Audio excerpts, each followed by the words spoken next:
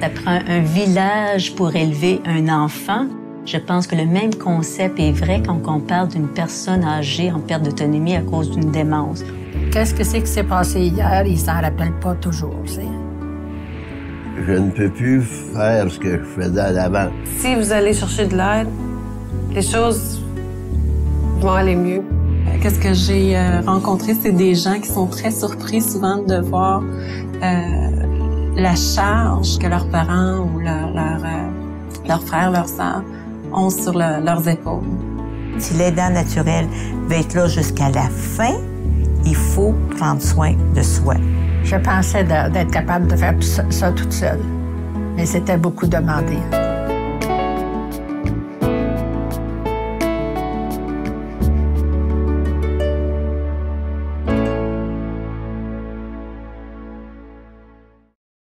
Je suis une aidante naturelle depuis 11 ans. Ma mère, elle a eu le diagnostic de la maladie Alzheimer. Mon mari souffre de démence frontotemporale.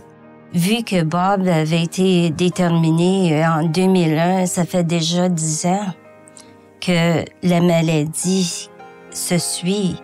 Paul a eu un changement d'ange, puis il a eu un stroke pendant son opération.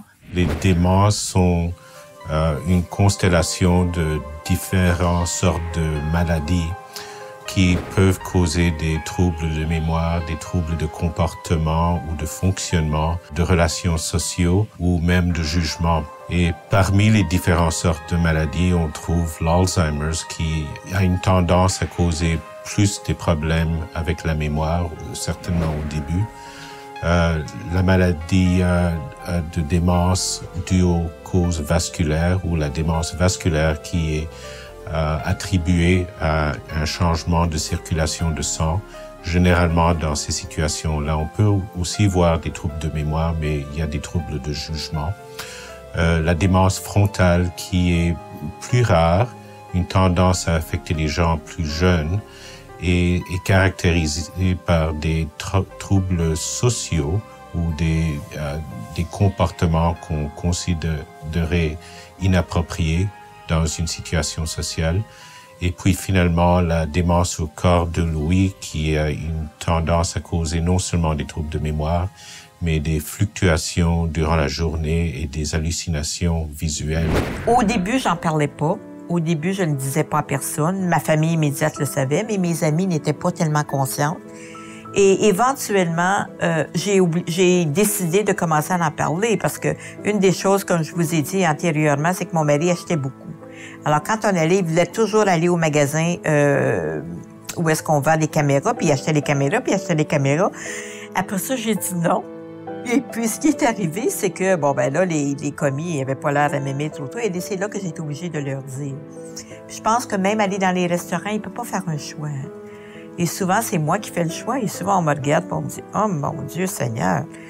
Je t'assure que cette femme-là, elle semble être la personne qui prend toutes les décisions. Même la décision, c'est ce qu'il va manger. » Mais je pense qu'une fois que je leur dis c'est important, parce que c'est important qu'ils le sachent, alors ils peuvent maintenant agir de façon appropriée avec une personne comme ça. Les gens se sentent vraiment seuls et ils ont une tendance à ne pas concentrer sur eux-mêmes. La maladie est devant eux, la personne qu'ils aiment devient de plus en plus physiquement incapable et s'ils font pas attention, ils vont prendre tout leur temps juste pour prendre soin de la personne et pas d'eux-mêmes. Oui, j'ai attendu trop longtemps. Je pensais que je pouvais tout le faire. Hein? Nous, les femmes, on a toujours des super femmes et on pense qu'on peut tout faire. Et je me suis aperçue que je commençais à perdre patience avec lui. Une journée, mes filles étaient ici, puis j'ai perdu patience, puis j'ai réellement, là, je l'ai perdu. Et c'est là que les filles ont dit, « Maman, il faut que tu fasses quelque chose.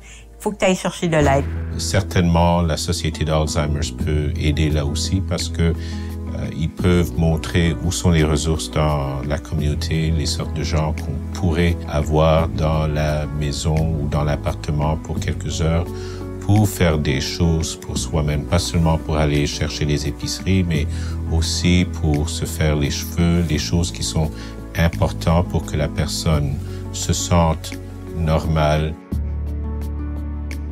On sait que le taux de dépression chez les aidants naturels est très élevé. Alors, c'est important que si on a le soutien qu'on a besoin, si on va chercher des services, que ça va nous bénéficier naturellement l'aidant naturel.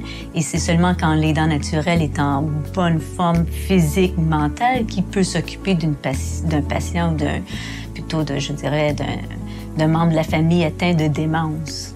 Je suis en charge de toutes les décisions que nous avons à prendre. Dans les décisions, je lui fais dire oui quand c'est au besoin.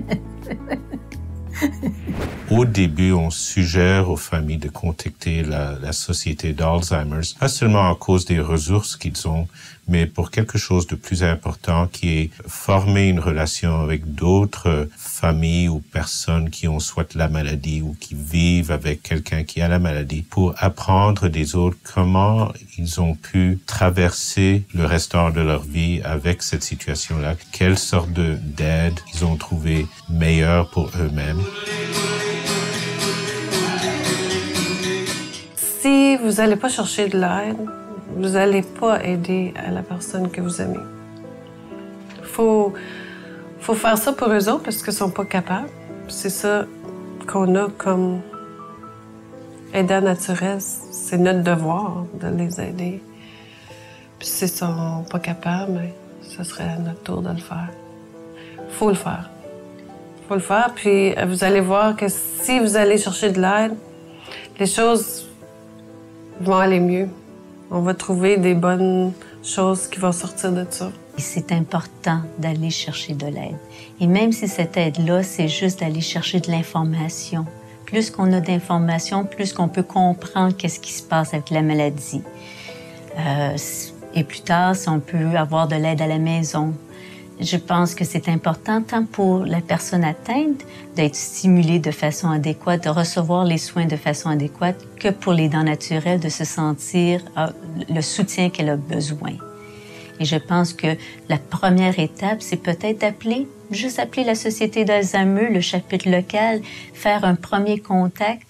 Ils m'ont offert le service et puis ils m'ont donné d'autres services aussi, d'autres accès aux services que je pourrais avoir accès dans l'avenir si j'avais besoin.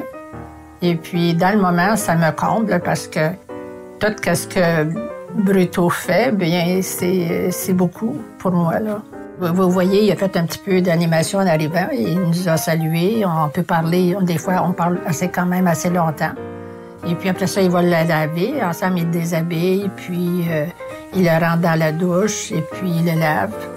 Puis ensuite, il lui aide à s'essuyer. Et puis après ça, il l'emmène dans sa chambre pour l'habiller, lui aider à s'habiller. Ensuite de ça, ben, il fait le lit. Il va changer le lit au besoin. Et puis, c'est ça, il descend en bas. Ensuite, il fait les exercices.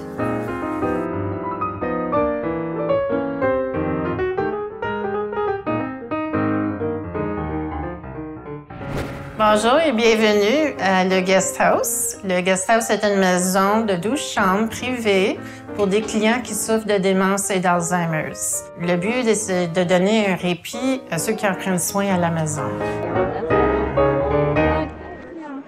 Dans le moment, qu'est-ce que c'est qui est arrivé l'automne passé, au mois d'août? Bien, j'ai eu un changement d'âge à mon tour. Et puis, j'étais pas capable d'en avoir soin. Alors, j'ai eu le service de Guest House. Et puis, ils l'ont gardé pour 1 mois. Fait que ça m'a donné une grosse poussée pour récupérer. Quand j'ai réalisé que j'avais besoin de l'aide, ça n'a pas été instantané. J'ai une amie qui m'a amenée au Guest House, à la maison de répit.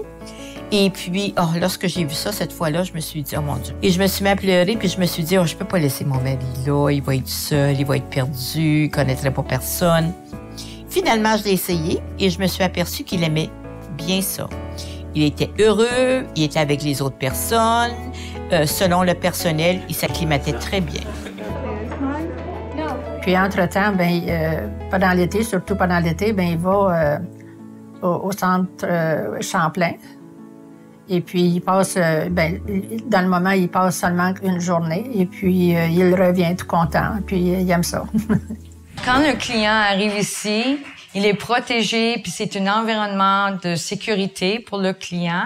Et aussi, la journée est très structurée pour eux autres. Nous faisons des activités physiques, intellectuelles, émotionnelles.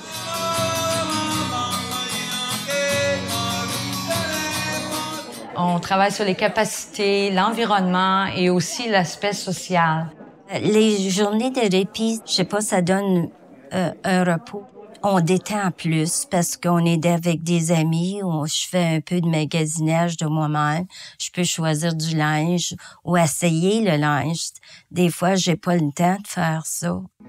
Ma mère, elle n'a jamais eu d'amis de sa vie parce qu'elle a eu 15 enfants puis elle avait une grosse famille, ça. Nos amis, c'était notre famille. Quand elle a eu la maladie d'Alzheimer, elle est allée à une résidence où elle a un programme de jour.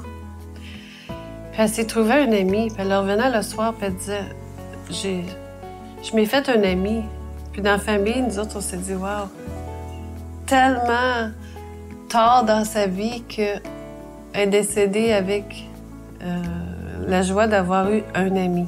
J'ai beaucoup d'aide, des organisations et puis du centre Élisabeth Bruyère. Et puis, ça m'encourage beaucoup d'une journée à l'autre. Je discutais dernièrement avec quelqu'un qui me disait que le cheminement d'une démence, c'est comme courir un marathon. On n'arrive pas à le faire tout seul. C'est un cheminement de longue haleine et on a besoin d'avoir de l'aide tout au long du cheminement. Il faut avoir les outils pour nous aider. Et donc, c'est très important que les personnes qui prennent soin de gens atteints de démence aient l'éducation, le support, le soutien qu'ils ont besoin s'ils veulent garder leur personne à la maison le plus longtemps possible. C'est bien important. Sans ça, vous pouvez manquer beaucoup de choses. Ça m'a gênée, c'est vrai que ça m'a gênée un petit peu au moment, là. Puis après ça, bien, j'ai senti que c'était pour mon bien, pour notre bien tous les deux. Ça donne l'activation et la socialisation avec d'autres mondes qui souffrent de la maladie Alzheimer aussi. C'est un répit aussi pour la soignante. Ils ont beaucoup besoin de cet répit parce que c'est très difficile à s'occuper de quelqu'un avec la maladie Alzheimer. Si je prends pas soin de ma santé, bien, c'est sûr que je pourrais pas aider les autres. Je prends toujours mon répit. Puis je me sens jamais coupable non plus. Il y a tellement de bons services, puis une bonne résidence, puis quand ma mère elle a un répit, elle savait pas qu'elle était partie en répit non plus, puis elle aimait ça. Moi, je trouve ça très important de prendre un répit pour les aidants naturels. Bravo parce que vous gardez votre personne chérie à la maison, mais c'est un défi, c'est pas facile, c'est là à tous les jours. Par contre, la maison, le chez-soi, c'est la place la meilleure à garder votre personne et la meilleure façon d'être là jusqu'à la fin, c'est d'avoir de l'aide pour être capable de véhiculer avec la situation. Je me suis surestimée parce que je me sentais capable de tout faire. Et puis, quand on m'a offert de l'aide, j'étais vraiment contente parce que je crois que c'était le temps. Ça a été moins vite qu'on avait pensé du début. Parce que ma mère, elle a relaxé avec sa maladie aussi, là, c'est sûr. Elle n'était pas stressée avec qu'elle avait la maladie d'Alzheimer, puis elle disait à tout le monde. Je pense que ça l'a aidée.